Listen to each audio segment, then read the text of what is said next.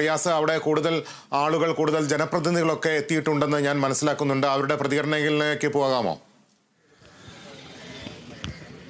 തീർച്ചയായും ഇവിടെ ഇപ്പോൾ നമുക്ക് സച്ചിൻ ദേവ് MLA കാണാം, ലിൻഡോ ജോസഫ് MLA ഉണ്ട്. ഇവരെല്ലാം തന്നെ അവിടെ ഉണ്ടായിരുന്ന ആളുകളുമാണ്. എങ്ങനെ ഓർക്കുന്നത്?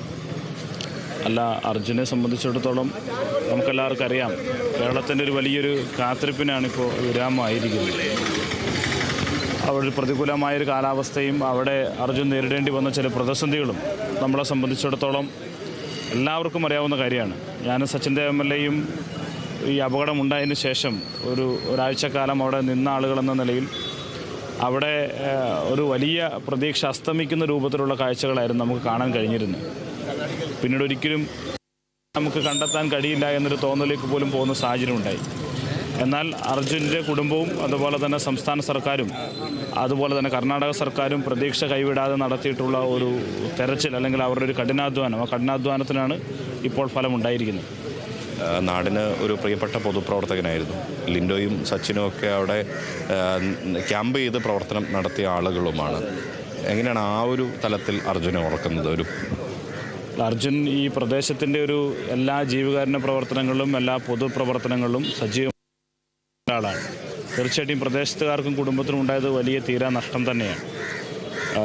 അവിടുത്തെ ഒരു സാഹചര്യം നമുക്കെല്ലാവർക്കും അറിയാവുന്ന പോലെ പ്രതികൂലമായ ഒരു കാലാവസ്ഥയും അതുപോലെ തന്നെ ഗംഗാവാലി പുഴയുടെ ഒഴുക്കും അതുപോലെ തന്നെ വല്ലാത്തൊരു അന്തരീക്ഷം പൊതുവെ അവിടെ ഉണ്ടായിരുന്നു.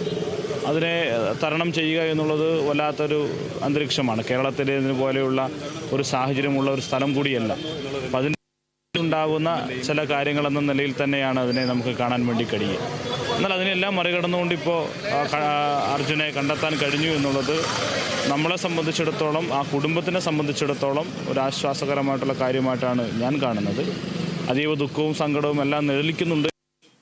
അർജുൻ എവിടെ, അർജുൻ എന്ത് സംഭവിച്ചു എന്ന് നമുക്ക് അറിയാൻ കഴിഞ്ഞു എന്നുള്ളത് ഒരു വലിയ ആശ്വാസം തന്നെയാണ്. ലിബീഷ്, ലിൻഡോയ്ക്കൊപ്പം തന്നെ സച്ചിൻ ദേവും ഉണ്ടായിരുന്നു. അന്ന് സച്ചിൻ ദേവും ഇവിടെ ഉണ്ട്. സച്ചിൻ അന്ന് ലിൻഡോയും സച്ചിനും ഒക്കെയാണ് MLAമാരായി അവിടെ പോയിരുന്നത്. അന്നത്തെ ഓർമ്മകൾ അർജുനെ എങ്ങനെയാണ് പൊതുവായി ഓർമ്മിക്കുന്നത്?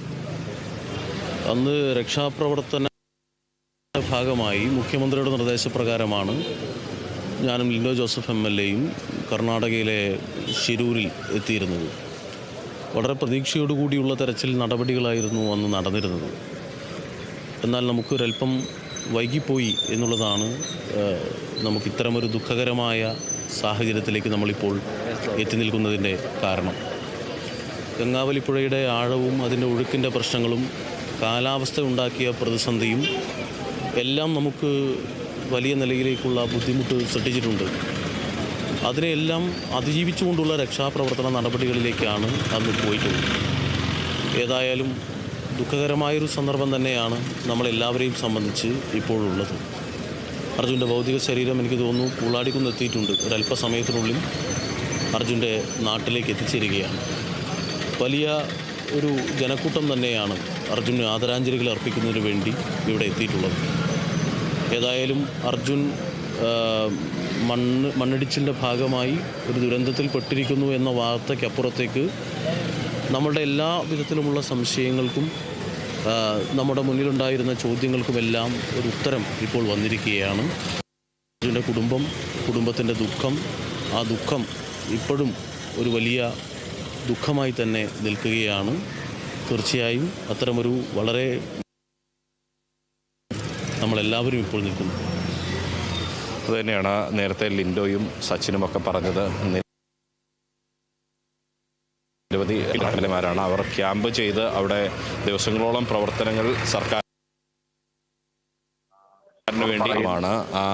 അവർ പറയുന്ന ഒരു കാര്യം എന്ന് പറയുന്നത്, ഇപ്പോഴത്തെ മുൻ മന്ത്രി അഹമ്മദ് ദേവർകോവിൽ MLA ഉണ്ട്. എങ്ങനെയാണ് ഈ ഒരു നിമിഷത്തെ ഓർക്കുന്നത്, അർജുനെ ഓർക്കുന്നത്? മാസങ്ങളായി നമ്മൾ അർജുന് വേണ്ടിയുള്ള കാത്തിരിപ്പായിരുന്നു. ഇന്ന് അദ്ദേഹത്തിൻ്റെ ഭൗതിക ശരീരം ഇവിടെ എത്തിച്ചേരുകയാണ്. ഒരു നാട് മുഴുവൻ ആ ദുഃഖത്തിൽ പങ്കുചേർന്നുകൊണ്ടിരിക്കുകയാണ്.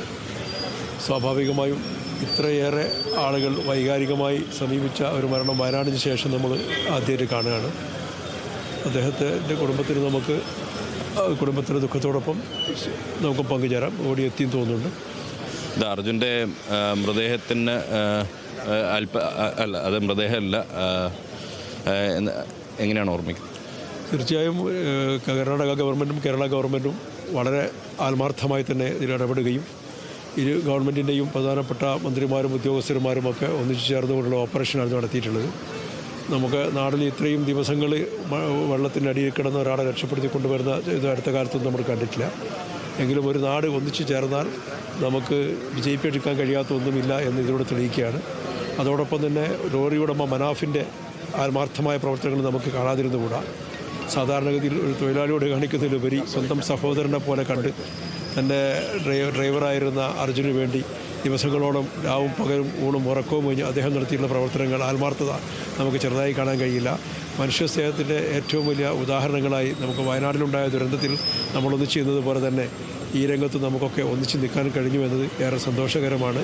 ദുഃഖത്തിനിടയിലും അത്തരം ചില നല്ല ലക്ഷണങ്ങൾ നമുക്കൊക്കെയും പ്രതീക്ഷയ്ക്ക് വക നൽകുന്നുണ്ട്. നമുക്കിപ്പോൾ കുടുംബത്തോടൊപ്പം നാട്ടുകാരോടൊപ്പം ദുഃഖത്തിൽ പങ്കുചേരാം. തീർച്ചയായും മുഹമ്മദ് ദേവർകോവിൽ MLA സൂചിപ്പിച്ചതുപോലെ മനുഷ്യസ്നേഹത്തിൻ്റെ ഏറ്റവും വലിയ പ്രതീകമാണ് നമ്മൾ ഷിരൂരിൽ കണ്ടത്, അർജുനായുള്ള പ്രാർത്ഥനകളിൽ കണ്ടത്. നമ്മളത് വയനാട്ടിൽ കണ്ടിരുന്നു. ഇപ്പോഴിതാ അർജുൻ്റെ മൃതദേഹം പൂളാടിക്കുന്ന് പിന്നിട്ടിട്ടുണ്ട്. ഇനി 2-3 കിലോമീറ്റർ മാത്രമാണ് അർജുന് സ്വന്തം ജന്മനാട്ടിലേക്ക് എത്താനുള്ള നിമിഷങ്ങൾ. ചേതനയേറ്റ ശരീരമായി അർജുൻ എത്തുന്നു. ജൂലൈ ആദ്യവാരം അർജുൻ പോയത് കർണാടകയിൽ. അവിടെ തൻ്റെ ഉപജീവനാർത്ഥം മരത്തടി എടുക്കാൻ വേണ്ടിയിട്ടാണ് അർജുൻ ഭാരത് ബെൻസ് ലോറിയിൽ അങ്ങോട്ടേക്ക് പുറപ്പെട്ടത്. പക്ഷേ ദൗർഭാഗ്യകരമെന്ന് പറയാം, അവസാനം ഈ ദുരന്തമുണ്ടായ ജൂലൈ 16 ശേഷം 75-ാം നാൾ അർജുൻ സ്വന്തം നാട്ടിലേക്ക് തിരികെ വരികയാണ്. ചേതനയേറ്റ ശരീരവുമായി അല്പസമയത്തിനകം അർജുൻ ഈ മണ്ണിലേക്ക് എത്തും.